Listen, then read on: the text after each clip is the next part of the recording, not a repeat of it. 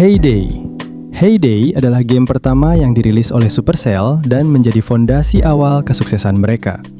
Game ini mengusung simulasi bertani yang tampak sederhana, namun memiliki sistem yang sangat terstruktur.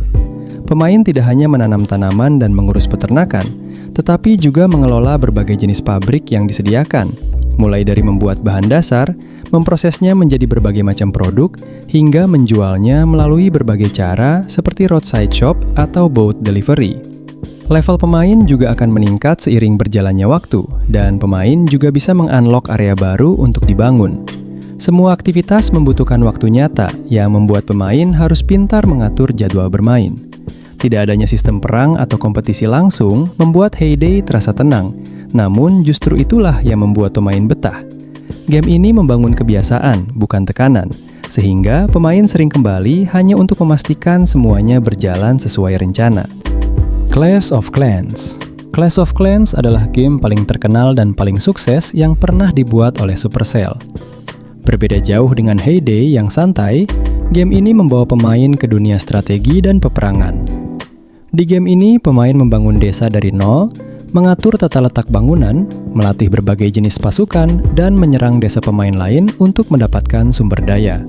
Selain desa utama, pemain juga memiliki akses ke desa kedua atau yang sering disebut desa malam _builder base. Di sini pemain akan disuguhi dengan troops baru, hero baru, dan mekanik game yang berbeda dengan konsep bermain 1 versus 1 secara langsung. Namun kekuatan Clash of Clans bukan hanya pada sistem menyerang dan bertahan, melainkan pada progres jangka panjangnya. Upgrade bangunan dan pasukan bisa memakan waktu berhari-hari, bahkan berminggu-minggu, yang membuat setiap upgrade terasa berarti. Daya tarik utama Clash of Clans terletak pada fitur clan, di mana pemain bisa bergabung dengan suatu clan dan berpartisipasi dalam berbagai event clan seperti Clan War, Clan Games, dan Raid Weekend. Unsur sosial inilah yang membuat Clash of Clans tetap relevan dan terus dimainkan hingga bertahun-tahun setelah rilis. Boom Beach. Secara sederhana, Boom Beach sering disebut sebagai Clash of Clans versi modern dengan pendekatan yang lebih serius.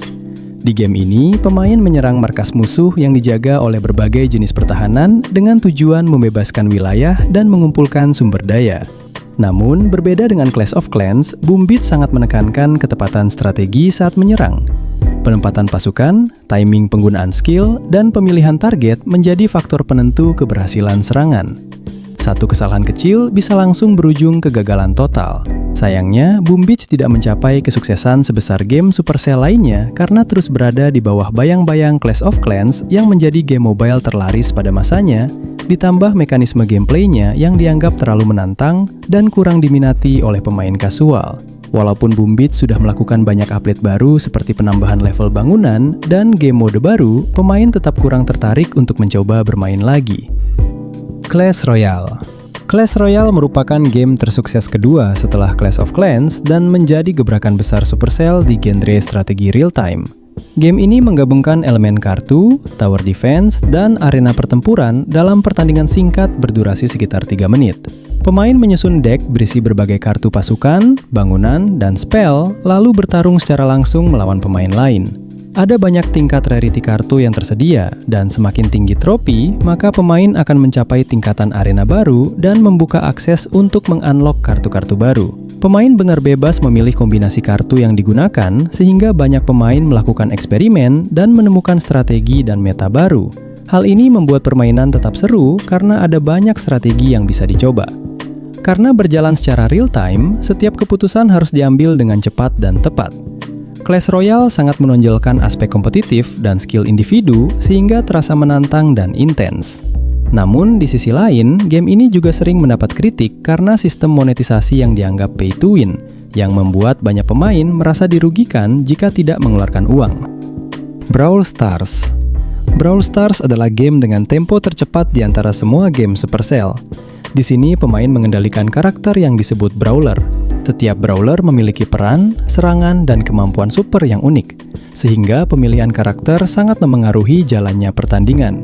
Game ini mengandalkan pertarungan singkat dengan berbagai mode mulai dari gem grab, di mana satu tim harus memperebutkan gem dengan tim lawan, mode bounty yang mengharuskan pemain mengeliminasi lawan sebanyak mungkin, mode Showdown di mana pemain bertahan hidup dengan zona bermain yang semakin mengecil, hingga berbagai mode event khusus lainnya. Kontrol yang sederhana membuat game ini mudah dipelajari. Tantangan sebenarnya terletak pada penguasaan brawler karena setiap brawler memiliki keunikan dan playstyle-nya masing-masing. Selain itu, kerjasama tim juga menjadi kunci kemenangan di beberapa game mode. Update yang rutin dengan brawler baru dan mode baru membuat game ini bisa tetap bersaing di pasaran di tengah banyaknya game rilisan baru. Squad Busters. Squad Busters adalah upaya Supercell untuk menciptakan pengalaman bermain yang lebih ringan dan cepat. Game ini menggabungkan karakter dari berbagai game Supercell dalam satu arena yang penuh aksi. Pemain membentuk squad secara dinamis selama pertandingan, bukan sebelum permainan dimulai. Fokus utama game ini adalah adaptasi cepat, karena situasi bisa berubah kapan saja. Elemen acak memainkan peran besar, membuat setiap match terasa berbeda. Tidak ada strategi jangka panjang seperti Clash of Clans, dan tidak ada tekanan kompetitif tinggi seperti Clash Royale. Sayangnya, performa Squad Busters menurun drastis hanya beberapa bulan sejak dirilis. Banyak pemain merasa game ini terlalu mirip dengan Brawl Stars. Squad Busters memang memiliki beberapa keunikan seperti penggabungan semua karakter game Supercell dan beberapa update baru. Tetapi mekanismenya sangat mirip dengan Brawl Stars. Ini membuat pemain merasa game ini repetitif dan tidak fresh, sehingga pemain pun meninggalkan game ini. Dan di Desember 2025 lalu adalah update terakhir yang dirilis untuk game ini. Dan Supercell pun mengumumkan akan menutup server Squad Buster setelah pertengahan tahun 2026. Moko. Moko adalah game aksi multiplayer dari Supercell yang mengusung konsep berburu monster di berbagai map yang disediakan. Pemain berperan sebagai pemburu yang bekerja untuk sebuah organisasi bernama Moko dengan tugas mengalahkan berbagai monster aneh menggunakan senjata dan perlengkapan unik. Gameplaynya berfokus pada pertarungan real-time, kerjasama tim, dan eksplorasi area, sehingga terasa seperti action RPG versi ringan. Dengan gaya visual kartunis khas Supercell dan tempo permainan yang cepat, Moko dirancang agar mudah dipahami namun tetap seru dimainkan bersama teman. Menariknya, Moko sebenarnya sudah rilis sejak tahun lalu, namun saat ini sedang dirombak ulang karena beberapa aspek gameplay dinilai belum memberikan pengalaman bermain yang maksimal bagi pemain. Mereka berencana merombak sistem build menjadi sistem weapon kit yang memberi skills berbeda ke setiap senjata dan mengubah bagian map yang terasa terlalu banyak. Update ini masih belum diketahui akan rilis kapan, tapi yang pasti Supercell akan berusaha untuk membuat Moko tidak gagal seperti sebelumnya.